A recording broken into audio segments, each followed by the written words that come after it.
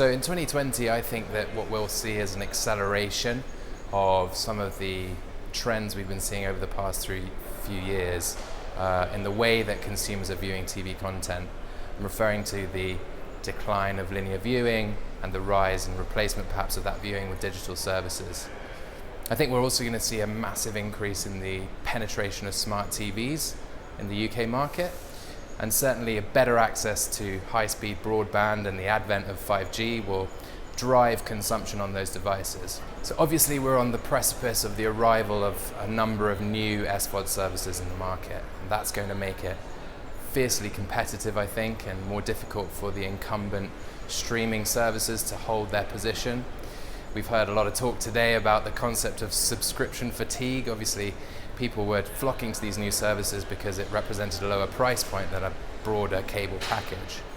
That doesn't really work out if we have 10 different subscription packages. So I think that will be interesting to see how that dynamic plays out, and certainly will pave the way for best-in-class advertising-supported video-on-demand models as well, I think, in 2020. So I think that media owners, large media companies are thinking very, very carefully about how to approach this new video landscape. And I think they'd be well advised to do so because it's very dynamic. I think if I was advising, I'd say consider each market in its own right and the different nuances that play out. And I think also we might see some interesting strategies around how these media companies utilize a broad distribution network of different streaming services, perhaps to launch the first season of a show, but then pull back second season or season 2 to drive conversions into their own direct-to-consumer offerings.